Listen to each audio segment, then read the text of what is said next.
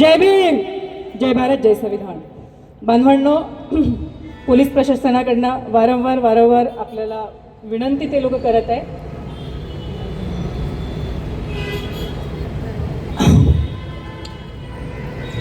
की तुमचा वेळ संपत आलेला आहे आणि लवकरात तुम्ही आटोपता प्रोग्राम घ्या. बाकी अन्य देखील अनुसूचित जातीमधून जे अन्य आलेले आहेत चर्मकार याच्यामधनं ते सुद्धा बोलणार आहेत. आणि म्हणून अधिक वेळ न घेता, कारण आता बऱ्याचशा वक्त्यांनी इथे यथोचित अशी महत्त्वपूर्ण मांडणी केलेली आहे, म्हणून आता आपल्याला समोर काय करायचं आहे, यावरती सोल्युशन काय, उपवर्गीकरण आपल्याला कशा पद्धतीने थांबवावं लागेल, यावरती देखील मी प्रकाश टाकेल. आता वेळ आलेली आहे बांधवांनो, करा किंवा मरा, पण आता लढाच. कारण डॉक्टर बाबासाहेब आंबेडकर म्हणतात की आम्ही आता मरणाच्या तयारीनेच रणांगणात उतरलेलो आहोत. म्हणजे बघा बांधवांनो, उपवर्गीकरण म्हणजे नेमकं काय. आता आपल्यातील इथे उपस्थित असणारे हाडाचे कार्यकर्ते आणि बुद्धिजीवी वर्ग आहेत. हा निषेध उपवर्गीकरणा संदर्भात विरोध आणि आंदोलन घेण्यामागचं हे कारण आहे की आता आपल्याला हजारोच्या संख्येने, कारण संख्या आता महत्वाची आहे, आता तुम्हाला सरकारचे दालनं हलवायचे असेल तर आता आपल्याला कम्फर्ट झोन मधून बाहेर निघावं लागेल.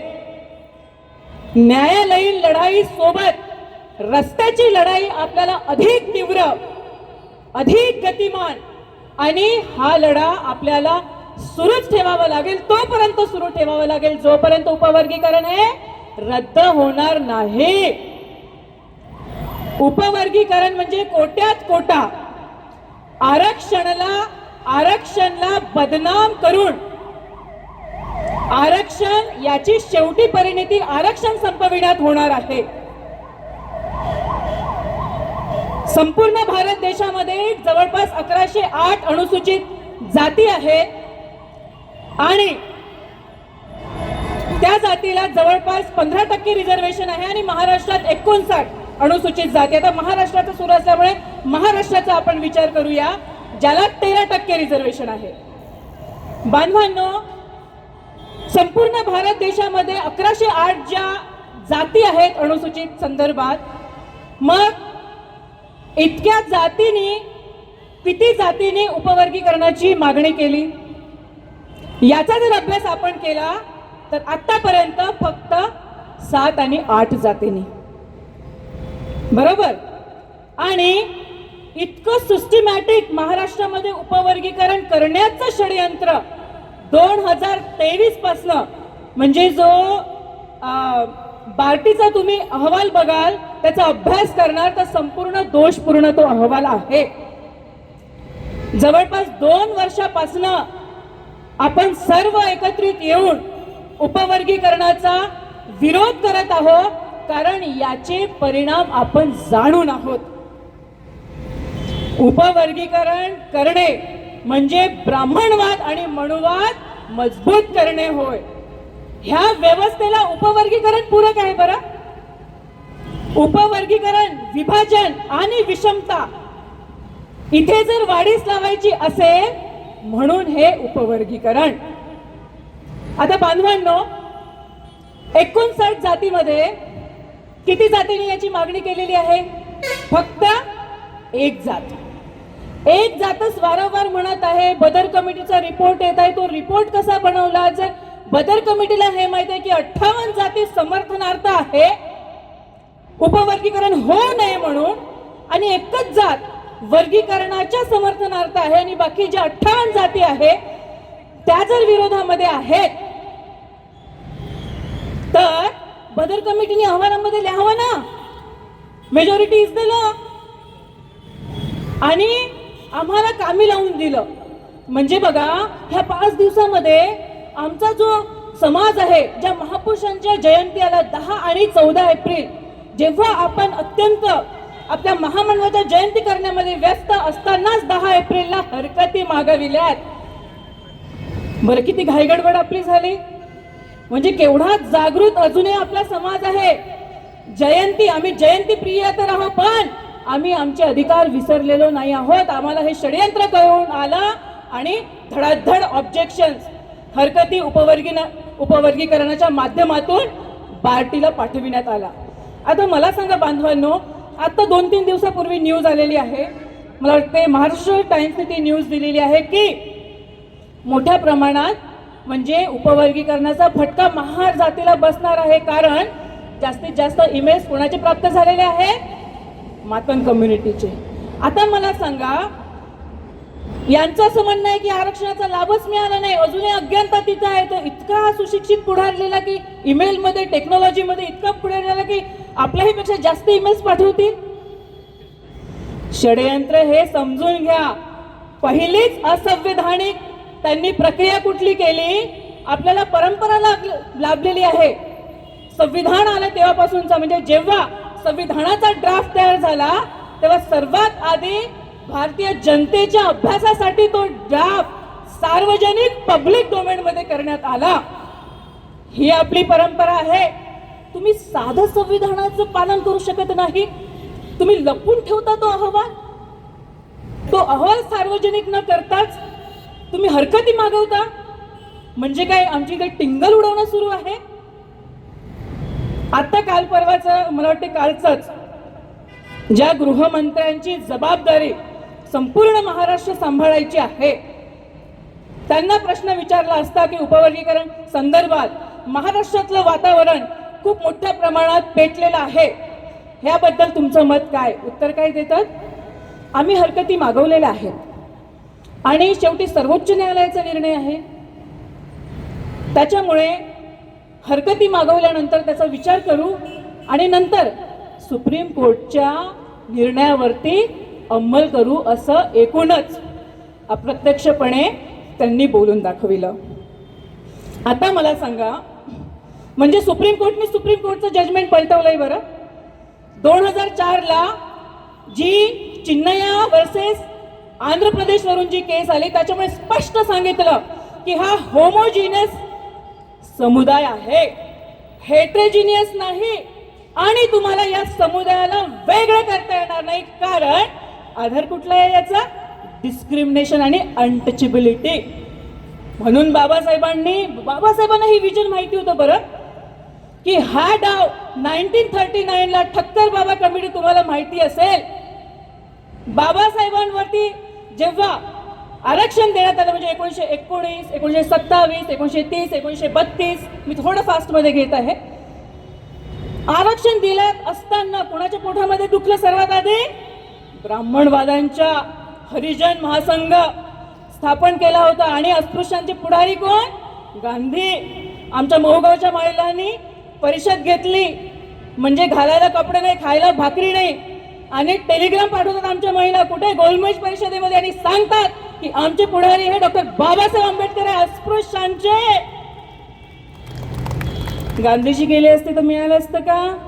59 जातींना हे शेड्यूल जात नाही म्हटलेलं आहे, शेड्यूल नुसार रिझर्वेशन दिलेलं आहे. आणि त्यांना माहिती होतं की पॉलिटिकल इंटरफेरन्स त्याच्यामध्ये झालं, पॉलिटिकल म्हणजे राज्याचा हस्तक्षेप झाला तर मात्र हे आरक्षण आणि अनुसूचित जातीची एकता धोक्यात येऊ शकते. तेव्हाच बाबासाहेबांनी ओळखलं होतं आणि तेव्हापासूनच जसं 1935 कम्युनल अवॉर्ड याचा आपण अभ्यास केला, झालं कुरकुर सुरू.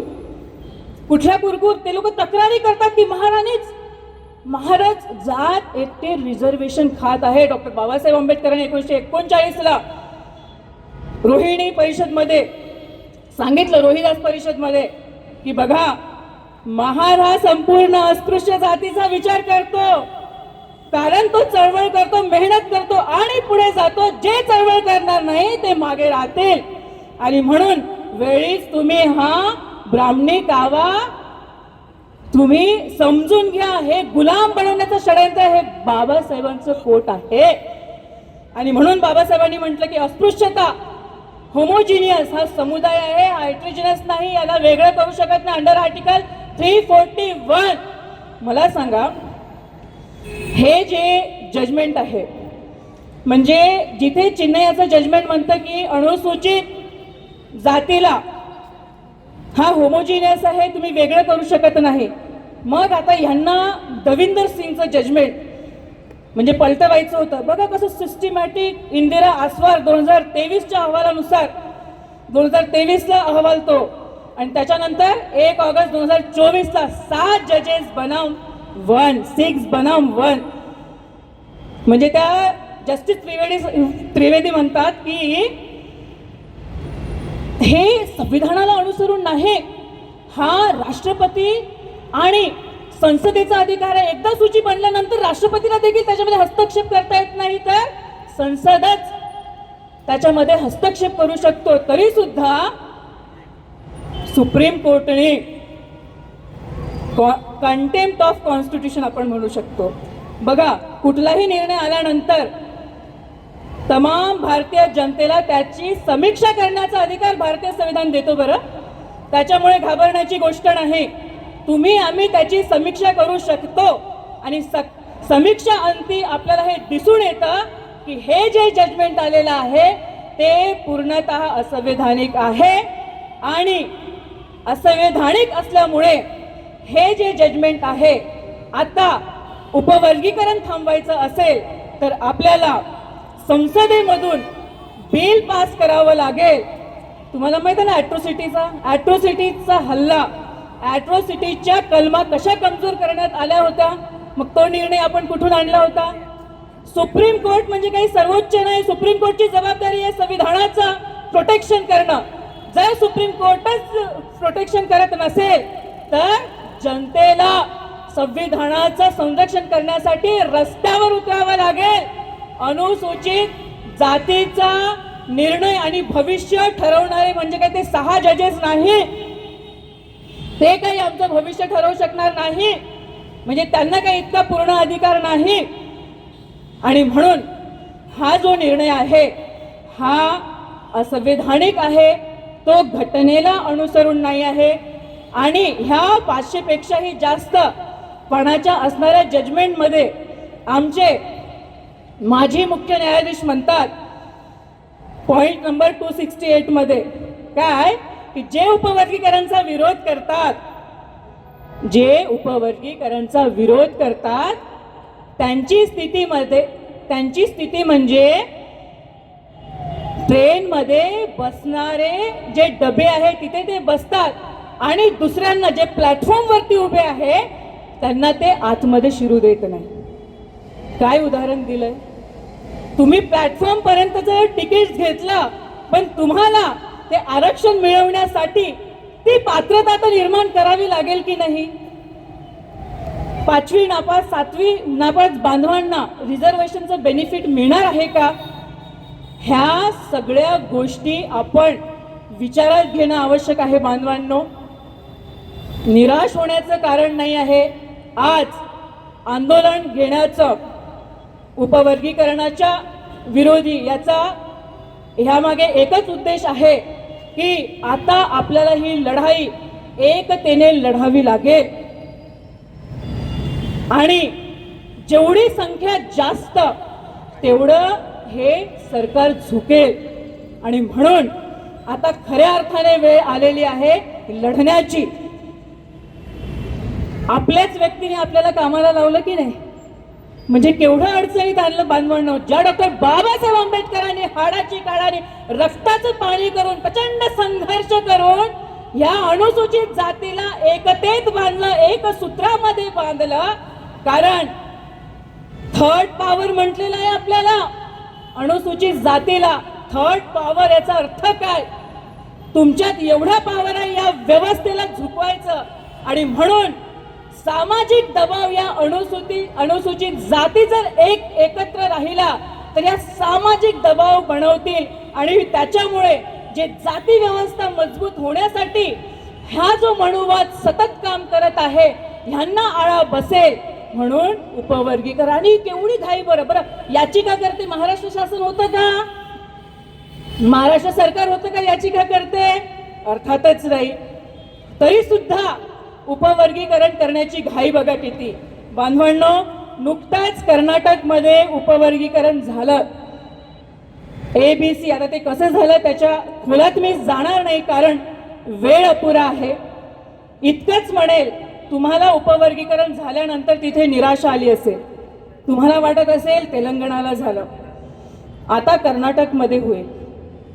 कर्नाटकमध्ये झालं, तिकडे हरियाणा. तुम्हाला माहिती आहे, जर अभ्यास केला, जी जात डॉक्टर बाबासाहेब आंबेडकरांच्या प्रत्येक आंदोलनामध्ये सोबत होती, म्हणजे महाराष्ट्रात बौद्ध, तेलंगणामध्ये माला, त्यांना वर्गीकरणमध्ये कमी करून एकटं पाडण्याचा हा डाव आहे. आपल्याला तो डाव आपण हाणून पाडला पाहिजे. सोबतच जरी कर्नाटकमध्ये झालं तर आपण सर्व मिळून अशी एकजूट निर्माण करूया, इतकी एकता दाखवूया आणि उपवर्गीकरण आणि बदर कमिटीची चौकशी लावूया. कारण स्वतः बदर कमिटी अपने आप में इल्लीगल है. एक सदस्यीय कमिटी कशी राहू शकते? 58 जातीच्या प्रतिनिधींचा त्यांनी विचार केलाय का? विश्वासात घेतलंय का? त्यांची मतं नोंदवली का? म्हणून ही बदर कमिटी स्वतःमध्ये असंवैधानिक आहे. अहवाल पब्लिक डोमेन मध्ये केला नाही, म्हणून तुम्ही पहिलीच असंवैधानिकची पायरी तुम्ही चढलेले आहात. आंबेडकरी बांधव हा संविधानाच्या दायऱ्यामध्ये काम करत असतो. इतकं सगळं संविधानाच्या दायऱ्यामध्ये काम करत असताना देखील आंबेडकरी समुदाय, कारण त्यांना माहिती आहे लढणारा समुदाय कोण आहे. म्हणून जरी तेलंगणाच्या कर्नाटकचं जरी वर्गीकरण झालं असेल तरी आपल्याला आदर्श निर्माण करावा लागेल की महाराष्ट्रामध्ये आम्ही डॉक्टर बाबासाहेब आंबेडकरांनी जो आम्हाला मंत्र दिला तो आता आम्हाला खरा उतरवायचा आहे आणि महाराष्ट्रामध्ये आदर्श घालून द्यायचा की बघा संपूर्ण देशामध्ये की आम्ही इथे उपवर्गीकरण रद्द करविलं आणि ते रद्द करवण्याची पात्रता आपल्यामध्ये आहे. ते कशा प्रकारे करायचं? बरेचसे वक्ते बोलून गेले.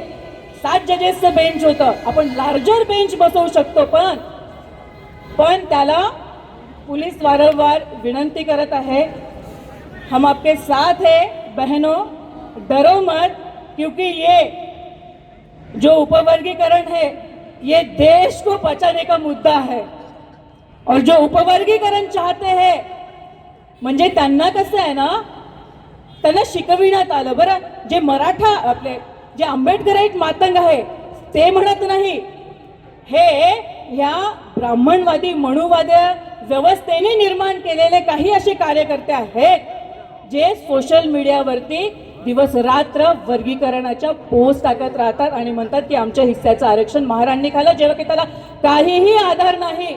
बोलायसाठी खूप आहे बांधवांनो.